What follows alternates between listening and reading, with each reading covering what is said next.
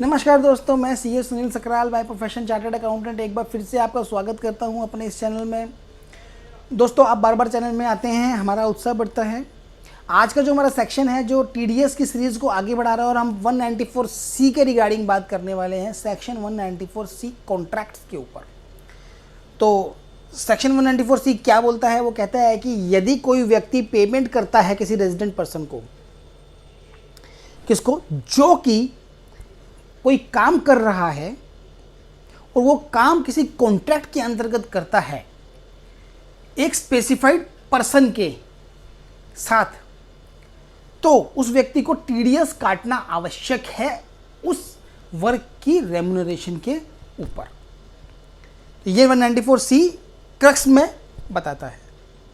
आइए अब हम टर्म समझ लेते हैं कि ये जो वर्क के टर्म है ये क्या है। देखिए सर, सेक्शन के हिसाब से अगर देखा जाए तो कोई भी कॉन्ट्रैक्चुअल वर्क जो है वो 194C में कवर होता है। जैसे एग्जांपल में ले लेते हैं, एडवर्टीजमेंट एंड कैटरिंग 194C के अंदर कवर होता है।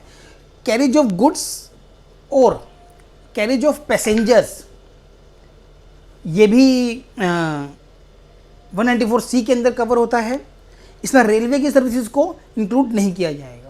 यदि कोई ऐसा कॉन्ट्रैक्ट है जिसमें कि मैन्युफैक्चरिंग की जा रही है, स्पेसिफिकेशन ऑफ कस्टमर, और वो जो मैन्युफैक्चरिंग करने के लिए जो मटेरियल दिया जा रहा है और वो भी दिया जा रहा है किसके द्वारा, कस्टमर के द्वारा, और काम किया जा रहा है, तो वो जो सर्विसेज के ऊपर जो पैसा रहेगा वो भी 194C के अंदर कवर रहेगा।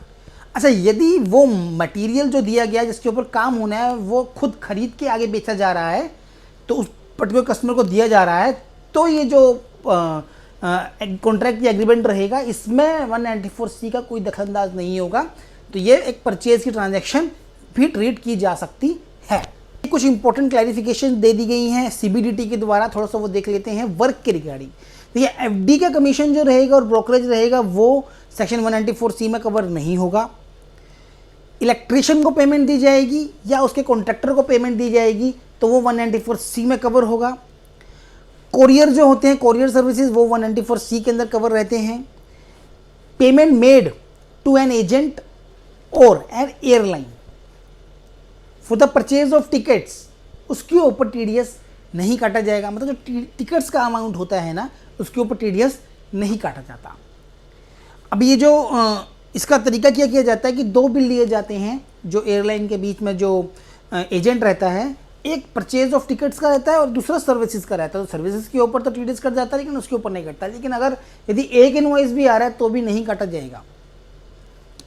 इसके बाद जो C&F एजेंट होते हैं, क्लियरिंग एंड फॉरवर्डिंग एजेंट्स, उसके ऊपर भी जो सर्विसेज के ऊपर टीडीएस काटा जाएगा वो भी सेक्शन 194C की वर्क्स की कंडीशन में कवर्ड हो जाता है। ये सीबीडीटी की क्लैरिफिकेशन है। ये कुछ क्लैरिफिकेशंस थी। इसके अलावा कोई और कॉन्ट्रैक्ट जो किसी और सेक्शन में फॉल नहीं कर रहा है वो भी यहीं फॉल करेगा और 194C के अंदर ही टीडीएस की लायबिलिटी जनरेट करेगा। आइए मीनिंग ऑफ स्पेसिफाइड पर्सन हम लोग समझ लेते हैं। Universities incorporated bye centre, state और प्रोविंसी ऑफ एक्ट, प्रोविंशियल एक्ट के अंदर जो भी आते हैं वो सब स्पेसिफाइड पर्सन है। गवर्नमेंट फॉरेन ट्रेड की हो, गवर्नमेंट एंटरप्राइजेज हो, कोई एसोसिएशन हो, कोई बॉडी कॉर्पोरेट हो, वो भी स्पेसिफाइड पर्सन माना जाएगा। कोई इंडिविजुअल एचयूएफ जो कि लायबल है ऑडिट के लिए under section 44AB clause A clause B, अगर लास्ट ईयर में उनके अकाउंट्स ऑडिट हुए हैं तो इस बार वो भी टीडीएस की लायबिलिटी में आ जाते हैं। तो उनको भी टीडीएस काटना रहेगा दूसरे व्यक्ति का। तो ये कुछ हमने आपको एग्जांपल बताया। और private limited companies, limited companies, Hindu undivided families जो इसी क्लोज में आ जाते हैं ऑडिट वाले में, तो ये सब भी जो हैं टीडीएस काटने के लिए लायबल होते हैं और ये स्पेसिफाइड पर्सन की कैटेगरी में आते हैं।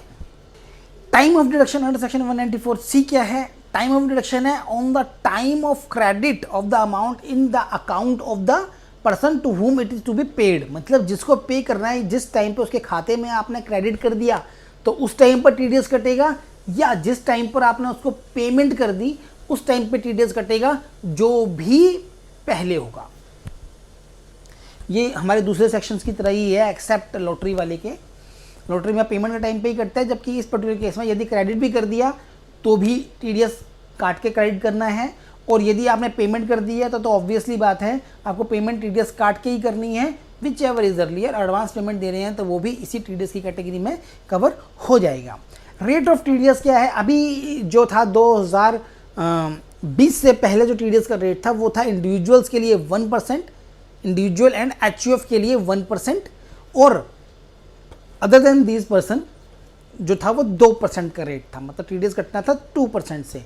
But with effect from April 2020 अभी जो रेट चेंज हो गए हैं, आज की डेट में जो रेट चल रही हैं वो 0.75% in case of individual and HUF TDS काटा जाता है, और यदि वो इंडिविजुअल HUF के अलावा कोई और हैं तो 1.50% TDS काटा जाता है टोटल पेमेंट में से। तो ये हमारे रेट्स आ गए। अच्छा, ये चीज़ देख लीजिएगा, मार्जिनल रेट भी TDS काटा जाएगा एट द रेट ऑफ 20% अगर वो पैन नंबर आपको प्रोवाइड नहीं कर पा रही हैं जिनका TDS आपने काटना है। आइए TDS की लिमिट्स के बारे में समझ लेते हैं, जो एग्जम्पशंस क्या हैं। यदि पेमेंट और क्रेडिट किसी ट्रांसपोर्टर को किया जा रहा है सिंगल इनवॉइस के रिगार्डिंग, तो 30,000 रुपये तक के इनवॉइस के ऊपर कोई भी TDS नहीं है, चाहे आप पेमेंट भी कीजिए 30,000 रुपये तक कोई TDS की लायबिलिटी नहीं आएगी। पर अगर एक इनवॉइस 30,000 से ऊपर का होगा तो आपको TDS काटना ही रहेगा। एक बार काट लिया तो पूरे साल काटना पड़ेगा आपको। और दूसरा, ओवरऑल अगर पूरे साल में छोटे छोटे अमाउंट पे करके यदि 1 लाख रुपया या उससे अधिक का अमाउंट बन जाता है तो ये TDS काटने की लायबिलिटी आ जाती है, जो व्यक्ति पे कर रहा है या जो व्यक्ति बिल को क्रेडिट कर रहा है। इतना ही था section 194C TDS on contracts के ऊपर।